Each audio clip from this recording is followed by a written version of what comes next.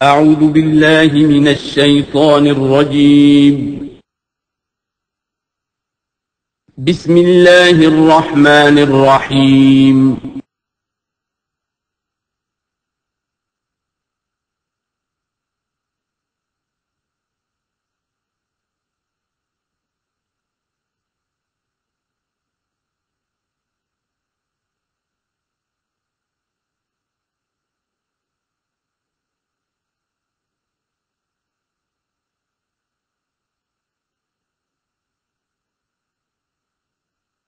اعوذ باللہ من الشیطان الرجیم بسم اللہ الرحمن الرحیم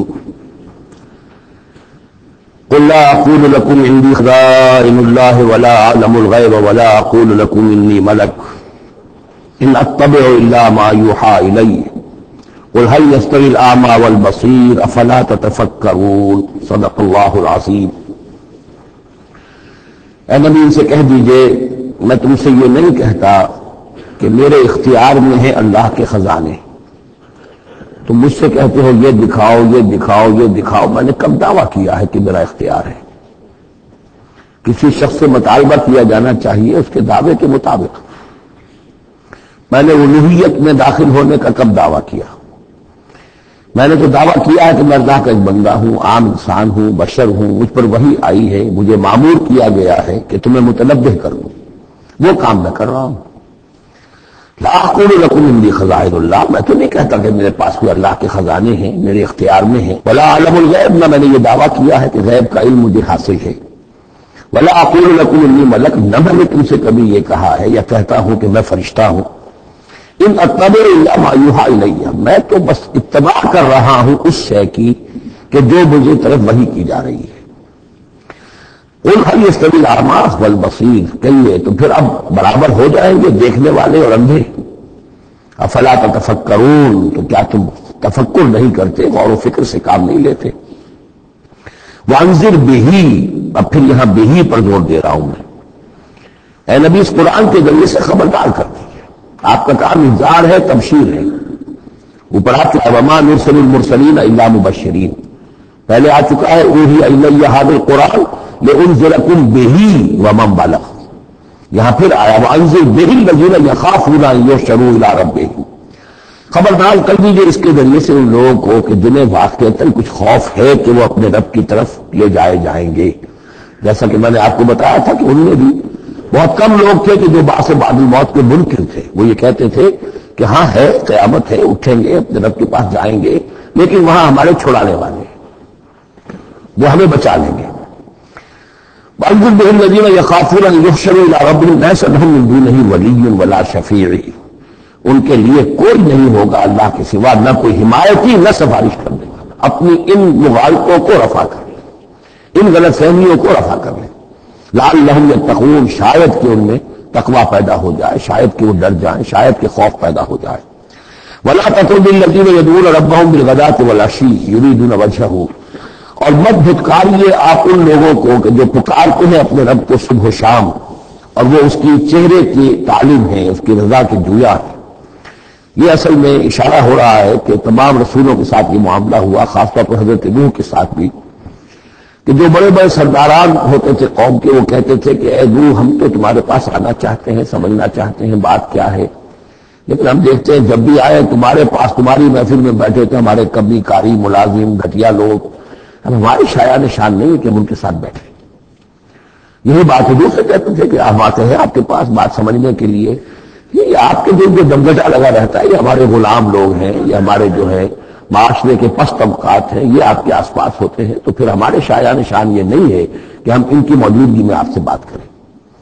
اس پر جواب دیا جا رہا ہے اے نبی آپ ان کی باتوں سے کوئی اثر نہ لیں، آپ خام خواہ اپنے ان ساتھیوں کو، چاہے وہ غریب ہیں چاہے وہ پست طبقات سے ہیں، لیکن ان کی شان یہ ہے کہ وہ صبح شام اللہ کو پکارتے ہیں، اللہ سے دعا کرتے ہیں، مناجات کرتے ہیں، تسبیح و تحمید کرتے ہیں، اور وہ اس کے چہرے، اس کے روح انور کے طالب ہیں، وہ اس کی رضا چاہتے ہیں، اس کی خوشی چاہتے ہیں۔ انہوں نے اپنی زندگی جو ہے من یشری نفسہ ابتغاء مرضات اللہ، یہ تو وہ لوگ ہیں جنہوں نے اپنی جانیں جو ہے اللہ کی رضا جوئی کے لیے، اللہ کی رضا حاصل کرنے کے لیے تن دی۔ ما علیک من حسابہم من شیء، آپ کے ذمے ان کے حساب میں سے کچھ نہیں ہے۔ وما من حسابک علیہم من شیء، اور نہ آپ کا ان کے اوپر آپ کے حساب میں سے کچھ ہے، یعنی یہ تو ہر شخص کو اپنی کمائی کرنی ہے، آپ کے ذمہ آپ کا فرض ہے، آپ کرتے جائیے، جو آپ کے پاس آ رہے ہیں ان کا حساب بھی اللہ لے لے گا، جو آپ کے پاس نہیں آتے ان کا حساب بھی لے لے گا، ہر ایک کو اس کے طرز عمل کے مطابق وہ بدلہ دے دے گا، نہ آپ ان کی طرف سے جواب دیں ہیں نہ یہ آپ کی طرف سے جواب دیں ہیں۔ فتطردہم، تو اگر خدا نہ خواستہ بالفرض آپ ان کے دباؤ میں آ کر اگر انہیں دور کر دیں، اپنے سے دھتکار دیں، فتکون من الظالمین، تو آپ ظالموں میں سے ہو جائیں گے۔ وَكَذَلِكَ فَتَنَّا بَعْضَهُم بِبَعْضٍ، اور اسی طرح ہم نے بعض کو بعض کے ذریعے سے آزمایا ہے۔ حق کہہ رہا ہے ایک شخص لیکن ہے مفلس، اب وہ دولت مند جو ہے وہ مسکرائے گا، اس کو دیکھو یہ مجھے سمجھانے آیا ہے، اس کے کپڑے پھٹے ہوئے ہیں، جوتیاں پٹخارتا ہوا آ گیا مجھے سمجھانے کے لیے، اپنی حیثیت کو بھی پہچانتا۔ حالانکہ دیکھنا یہ چاہیے کہ جو بات وہ کہہ رہا ہے صحیح ہے یا غلط۔ اس طرح ہم آزمائش کر دیتے ہیں لوگوں کے لیے، وَكَذَلِكَ فَتَنَّا بَعْضَهُم بِبَعْضٍ، اسی طرح ہم آزماتے ہیں بعض کو بعض کے ذریعے سے، لِيَقُولُوا، تاکہ وہ کہیں أَهَٰؤُلَاءِ مَنَّ اللَّهُ عَلَيْهِم مِّن بَيْنِنَا، کیا یہ وہ لوگ ہیں جن پر اللہ کا خاص انعام و احسان ہوا ہے ہم میں سے؟ اللہ کا احسان ہم پر ہوا ہے، دولت مند ہم ہیں، سردار ہم ہیں، چوگراتیں ہماری ہیں، حویلیاں ہماری ہیں،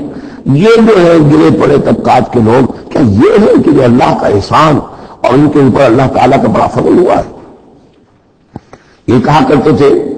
مکے کے لوگ بھی کہ اگر قرآن اللہ نے بھیجنا ہی تھا، کتاب نازل کرنی تھی، نبوت دینی تھی، تو کوئی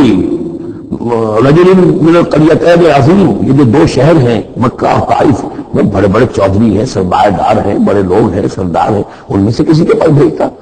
مکے کا یتیم جس کے پاس کوئی دولت نہیں، بچپن مفلسی میں گزرا ہے، سخت مشقت کے اندر جو ہے جوانی کا دور گزرا ہے، جس کے پاس کچھ بھی نہیں، کوئی عہدہ نہیں، کوئی منصب نہیں، قریش کا کوئی عہدہ حضور کے پاس نہیں تھا، کوئی منصب نہیں تھا، کوئی آپ کے پاس سرمایہ نہیں تھا، آپ کو پیدا ہی ہوئے ہیں یتیم، تو اس اعتبار سے کیا یہ لگیا تھا اللہ کے لیے؟ معاذ اللہ ثم معاذ اللہ۔ لِيَقُولُوا أَهَٰؤُلَاءِ مَنَّ اللَّهُ عَلَيْهِم مِّن بَيْنِنَا أَلَيْسَ اللَّهُ بِأَعْلَمَ بِالشَّاكِرِينَ، تو کیا اللہ تعالیٰ زیادہ واقف نہیں ہے ان سے کہ جو واقعتاً اس کا شکر کرنے والے ہیں؟ ایک اور جگہ آئے گا کہ اللہ تعالیٰ واللہ اعلم حیث یجعل رسالتہ، اللہ بہتر جانتا ہے کہ کہاں اسے اپنی رسالت کا منصب کس کو دینا چاہیے، کس میں اس کی صلاحیت ہے۔ جیسے طالوت کے بارے میں لوگوں نے کہہ دیا تھا کہ اس کے لیے کیسے ہو سکتی ہے سرداری، جبکہ ہمارے پاس دولت ہے، اس کے پاس دولت نہیں، لم یؤت سعۃ من المال، تو کہا گیا تھا اسے جسم اور علم کے اندر اللہ نے بسطہ یعنی کشادگی عطا فرمائی۔ وَإِذَا جَاءَكَ الَّذِينَ يُؤْمِنُونَ بِآيَاتِنَا، اور اے نبی اس کے برعکس یہ لوگ جو چاہتے ہیں کہ آپ دھتکار دیں ان کو، اس کے برعکس آپ کی روش کیا ہونی چاہیے ان غرباء اور فقراء کے لیے؟ وَإِذَا جَاءَكَ الَّذِينَ يُؤْمِنُونَ بِآيَاتِنَا، جب آپ کے پاس آئیں وہ لوگ جو ہماری آیات پر ایمان رکھتے ہیں، فَقُلْ سَلَامٌ عَلَيْكُمْ، تو آپ ان کو سلام کہا کیجئے اور انہیں خوشخبری دیا کیجئے، كَتَبَ رَبُّكُمْ عَلَىٰ نَفْسِهِ الرَّحْمَةَ،